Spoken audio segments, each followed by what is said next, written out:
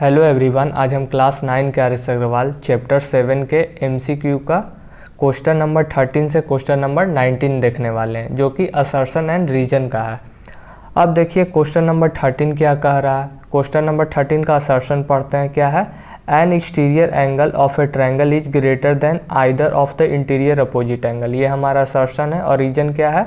If any side of a triangle is produced then the exterior angle so formed is equal to the sum of the two interior opposites angles. अब देखिए assertion क्या कह रहा एक exterior angle है triangle का, वो greater होगा। मतलब कि इसको हम फिगर से समझा देते हैं। जैसे कि ये हमारा ट्रायंगल है, ठीक ना, ये ट्रायंगल है। और ट्रायंगल में जैसे कि ये मान लेते हैं ट्रायंगल ए बी सी है, इसको डी तक प्रोड्यूस किए हैं, तो ये हमारा क्या बना है? Exterior angle. तो यहाँ पर क्या कह रहा है कि N exterior angle of a triangle is greater than either of the interior opposites angle. तो ये जो हमारा एक्सटीरियर एंगल है, इस एंगल से और इस एंगल से, यानी कि इसको हम लोग एंगल ए सी डी जो बनेगा वो एंगल ए से भी बड़ा होगा और एंगल बी से भी बड़ा होगा, ठीक ना। वो असर्शन है। और रीजन क्या है? कह रहा if any side of a triangle is produced then the exterior angle so formed is equal to the sum of the two interior opposites angle. देखिए ये हम लोग थियोरम में पढ़े थे। जब ट्रायंगल में कोई भी साइड प्रोड्यूस कर देते हैं तो एक्सटीरियर एंगल बराबर, यानी कि angle A C D equal to angle A plus angle B होता है, ठीक ना। ये तो हम पढ़े थे। अब देखते हैं असर्शन और रीजन दोनों सही है कि नहीं सही है। अब देखिए, अब यहाँ पर exterior angle of a triangle equal होता है sum of two interior opposite angles. अगर ये हम लोग मान लेते हैं 60 डिग्री है और ये मान लेते हैं ये 50 डिग्री है, तो ये टोटल कितना हो जाएगा? 110 डिग्री। तो यहाँ पर असर्शन में क्या बोला है कि एक्सटीरियर एंगल जो है ग्रेटर होगा। तो हाँ, एक्सटीरियर यानी कि 110 डिग्री जो है वो 60 से भी बड़ा है और 50 से भी बड़ा है, ठीक ना। तो यहाँ पर असर्शन क्या है? हमारा सही है। और यहाँ पर रीजन भी सही है, क्योंकि ये थ्योरम का दिया हुआ था। चैप्टर 7 में जो थ्योरम था उसी का एग्जैक्ट यहाँ पर स्टेटमेंट करके दे दिया गया है कि जब भी कोई ट्रायंगल में कोई भी साइड प्रोड्यूस करते हैं तो एक्सटीरियर एंगल इक्वल होता है sum of two interior opposites angle पर। तो यहाँ पर असर्शन भी सही है, रीजन भी सही है। तो यहाँ पर कौन सा ऑप्शन होगा? पहले हम लोग सी और डी में आ जाते हैं। सी और डी में क्या कह रहा है? Assertion is true, reason is false. और यहाँ पर ऑप्शन नंबर डी में है असर्शन इज फॉल्स और रीजन इज ट्रू, यानी कि एक सही है एक गलत है। तो ये कहा, तो देखिए सी और डी तो दोनों इलिमिनेट हो जाएगा, क्योंकि असर्शन भी ट्रू है और रीजन भी ट्रू है। इसमें क्या है? एक सही एक गलत एक सही बोल रहा है। तो सी ऑप्शन नंबर सी भी इलिमिनेट हो जाएगा, ऑप्शन नंबर डी भी इलिमिनेट हो जाएगा, क्योंकि असर्शन भी सही है रीजन भी सही है। अब ऑप्शन ए और ऑप्शन बी में हम लोग चेक करते हैं। तो ऑप्शन ए में क्या कह रहा है? Both assertion A and reason are true and reason is a correct explanation of assertion A. अब देखिए असर्शन और रीजन दोनों सही है।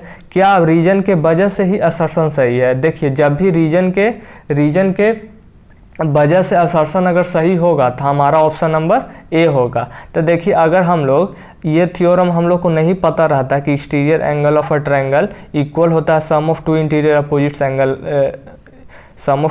अपोजिट्स एंगल की इक्वल, तो क्या हम लोग साबित कर पाते हैं कि एक्सटीरियर एंगल इससे भी बड़ा होता है इससे भी बड़ा होता है? अगर ये थ्योरम नहीं रहता तो हम लोग कभी भी बोल सकते थे कि 60 डिग्री से 110 डिग्री जो होगा 60 डिग्री से भी बड़ा होगा, 50 डिग्री से भी बड़ा होगा, नहीं बोल पाते। तो यानी कि रीजन के वजह से ही अगर असर्शन सही हो तो हमारा ऑप्शन नंबर कितना हो जाएगा? ए हो जाएगा। तो इसी के लिए हमारा क्वेश्चन नंबर 13 का आंसर हो जाएगा ए। अगर रीजन के वजह से अगर असर्शन सही नहीं हो पाता तब ऑप्शन नंबर बी होता। अगर रीजन के वजह से असर्शन सही है तब यहाँ पर कौन सा ऑप्शन होगा? ऑप्शन नंबर ए हो जाएगा। अब हम लोग क्वेश्चन नंबर 14 में आ जाते हैं। क्वेश्चन नंबर 14 में क्या कह रहा है? The circum centre of a triangle is equal distance from all the vertices of the triangle. ये हमारा असर्शन है। और रीजन क्या है? The point of concurrence of the internal bisector of the angle of a triangle is called the circum centre. अब देखिए सबसे पहले यहाँ पर जो सर्कम सेंटर आया है, ये जो वर्ड, उसको समझते। सर्कम सेंटर होता क्या चीज़ है? देखिए जैसे कि हम लोग कोई भी एक ट्रायंगल बना लेते हैं, ठीक ना। जैसे कि ये हमारा ट्रायंगल है। अब ये ट्रायंगल का परपेंडिकुलर बाइसेक्टर ले लेते हैं, फिर मतलब कि ये साइड का, जैसे कि ये ए बी और सी नेमिंग कर दिए, तो ये ए सी साइड का परपेंडिकुलर बाइसेक्टर ले लेते हैं, फिर ये साइड का, ये ए बी साइड का परपेंडिकुलर बाइसेक्टर ले लेते हैं, और यहाँ पर बी सी साइड का परपेंडिकुलर बाइसेक्टर ले लेते हैं। ये फिगर थोड़ा अच्छा से नहीं बना, तो ये जो तीनों परपेंडिकुलर बाइसेक्टर जो है जहाँ पर मीट किया है, इसी को हम लोग क्या बोलते हैं, सरकम सेंटर बोलते हैं। तो ये जो सरकम सेंटर जो होता है ना, ये मतलब कि सारा वर्टिसेस से, ये वाला थोड़ा इस तरह फिगर अच्छा से नहीं बना, मतलब कि सारे वर्टिसेस से इक्वल डिस्टेंस, समान दूरी पर होता है, ठीक ना। यहाँ पर जो अगर ये चैप्टर आप लोग अच्छे से पढ़े होंगे तो आप लोग को पता होगा, यहाँ पर जो भी सरकम सेंटर बनता है, ये हमारा फिगर ठीक से नहीं बन पाया है, ठीक ना। तो सरकम सेंटर जो भी बनता है वो सारा वर्टिसेस से समान दूरी पर होता है, ठीक ना। तो हमारे यहाँ असर्शन क्या है, सही है। अब हम लोग आ जाते हैं रीजन पर, रीजन सही है कि नहीं सही है वो चेक करते हैं। तो यहाँ पर है the point of concurrence of the internal bisector of the angles of a triangle is called the circumcentre. अब देखिए, अब हम लोग एक ट्रायंगल ले लेते हैं, ठीक ना, जैसे कि ये ट्रायंगल ले लिए,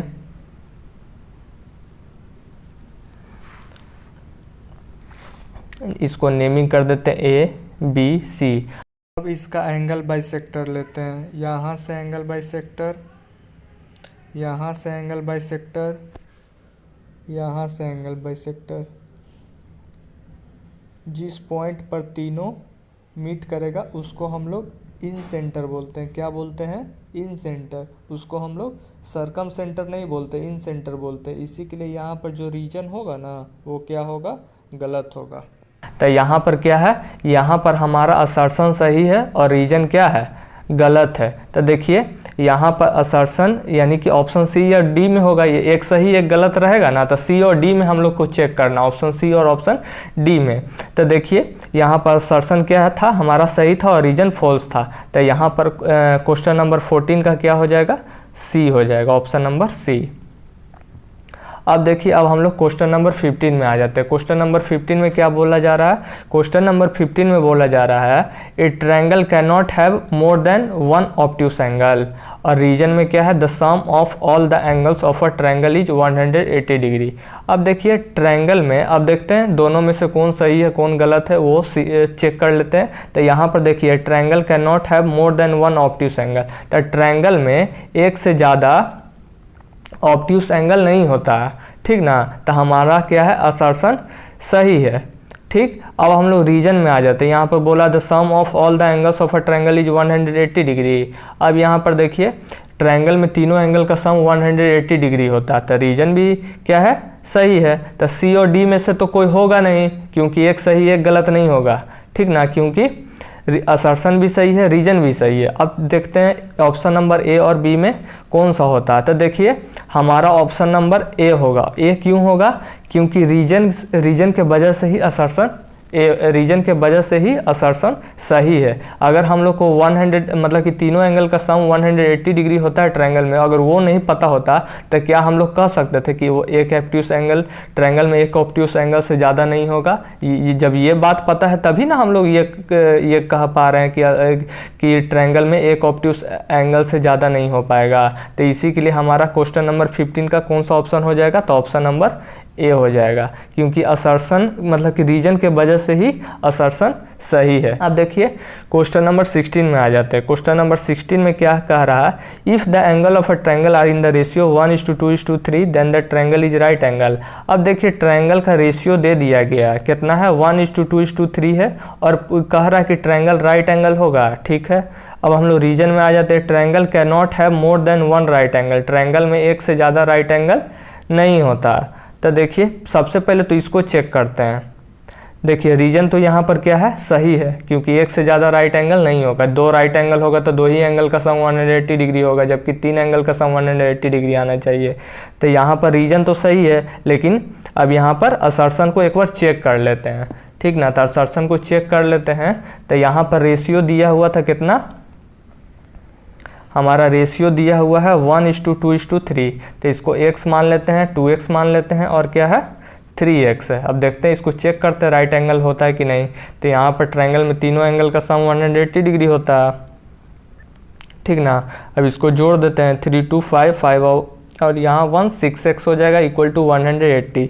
अब 6 से कट देंगे तो 30 बार में, तो x का वैल्यू 30 डिग्री आ गया, एक एंगल 30 डिग्री आ गया, दूसरा एंगल कितना आ जाएगा 30 इंटू 2 यानी 60 डिग्री आ जाएगा, और तीसरा एंगल कितना आ जाएगा 30 इंटू 3 यानी कि 90 डिग्री आ जाएगा। यानी कि जो रेशियो में 1:2:3 के जो रेशियो में दिया था, तो यहाँ पर ये भी क्या होगा, राइट एंगल इसमें भी आएगा।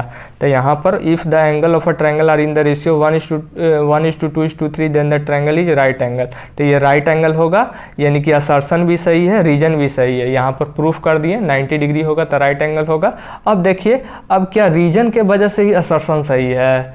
तो देखिए यहाँ पर ये अलग केस है कि एक से ज़्यादा राइट एंगल ट्रायंगल में नहीं होगा, ये अलग अपना रेशियो में दे दिया गया था, और राइट एंगल होगा कि नहीं वो बताना था। तो देखिए यहाँ पर सी डी तो होगा नहीं, सी डी क्यों नहीं होगा, क्योंकि दोनों सही है। तो ऑप्शन नंबर सी और डी में नहीं होगा, तो ऑप्शन नंबर ए और बी में चेक करेंगे। तो ऑप्शन ए बी में तो हम बताएं हैं कि अगर रीजन के वजह से अगर असर्शन सही है, रीजन के वजह से अगर असर्शन सही है तो ऑप्शन नंबर ए हो जाएगा। लेकिन यहाँ पर रीजन के वजह से असर्शन ए सही है नहीं ना, तो यहाँ पर ऑप्शन नंबर क्या हो जाएगा, बी हो जाएगा, क्योंकि ये अपना अलग है, ये भी अपना अलग है। तो असर्शन के वजह से रीजन सही नहीं हुआ है, मतलब कि रीजन के वजह से अगर असर्शन सही नहीं हुआ है तो हमारा कौन सा ऑप्शन हो जाएगा, बी, क्योंकि both assertion A and reason are true but reason is not correct explanation of assertion A. अब हम लोग आ जाते हैं क्वेश्चन नंबर 17 में। क्वेश्चन नंबर 17 में क्या कह रहा है, if the sides of a triangle are produced in order then the sum of the exterior angles so formed is equal to 4 right angles. ठीक है, अब रीजन क्या है, the measure of each exterior angle of a triangle is equal to the sum of the interior opposites angles. अब देखिए, अब यहाँ पर क्या कह रहा है, यहाँ पर कह रहा है इफ़ द असर्शन और रीजन, सबसे पहले असर्शन देखते हैं सही है कि नहीं। If the side of a triangle are produced in order then the sum of the exterior angles so formed is equal to 4 right angles. तो देखिए ये क्वेश्चन को ना हम MCQ में भी और एक बार एक्सरसाइज 7 में भी हम करवाए थे। जब ट्रायंगल में, जैसे कि मान लेते हैं ये हमारा ट्रायंगल है, ये ट्रायंगल है, ठीक। तो ये ट्रायंगल जैसे कि ये ABC, ये साइड को प्रोड्यूस करते हैं D तक, ये साइड को प्रोड्यूस करते हैं E तक, और ये साइड को प्रोड्यूस करते हैं F तक। तो ये एक्सटीरियर एंगल ये बना, एक एक्सटीरियर ये बना, एक एक्सटीरियर एंगल ये बना। तो यहाँ पर 1 2 3, तो यहाँ तीनों एंगल का सम कितना होता है, मतलब एक्सटीरियर, यहाँ पर क्या बोला है, एक्सटीरियर एंगल का सम कितना होता है, 4 राइट एंगल, यानी कि angle 1 plus angle 2 plus angle 3 कितना होता है टोटल 4 राइट एंगल, यानी कि 360 डिग्री, 360 डिग्री होता है। तो ठीक ना, तो यहाँ पर क्या है, असर्शन सही है। अब रीजन में देखते हैं, the measure of each exterior angle of a triangle is equal to the sum of the interior opposites angle. वही कि exterior angle of a triangle sum of 2 interior opposites angles के बराबर होता है, यही वाला है। तो देखिए अब यहाँ पर रीजन भी सही है, असर्शन भी सही है, रीजन भी सही है, तो सी और डी तो होगा नहीं। अब ए और बी में चेक करते थे, देखिए असर्शन के वजह से, रीजन के वजह से ही असर्शन सही है। रीजन के वजह से अगर असर्शन सही होगा तो ऑप्शन नंबर ए हो जाएगा। अगर रीजन के वजह से असर्शन ए सही नहीं है तो ऑप्शन नंबर बी हो जाएगा। अब देखिए रीजन के वजह से असर्शन सही है, तो देखिए हम ये वाला क्वेश्चन ना एक्सरसाइज 7 में भी करवाए थे। तो ये इसको 360 डिग्री कैसे प्रूफ किए थे, यही वाला कॉन्सेप्ट यूज करके कि exterior angle of a triangle equal होता है sum of interior opposite angle, इसी का यूज करके असर्शन सही हुआ था। तो इसी का यूज करके, मतलब कि रीजन के वजह से ही असर्शन सही है, तो यहाँ पर कौन सा ऑप्शन हो जाएगा हमारा, ऑप्शन नंबर ए हो जाएगा। तो यानी कि 17 का ए हो जाएगा। अब हम लोग आ जाते हैं क्वेश्चन नंबर 18 में। क्वेश्चन नंबर 18 क्या कह रहा है, if each angle of a triangle is less than the sum of the other two then the triangle is acute angle। और रीजन क्या है, the sum of the angles of a triangle is 180 degree.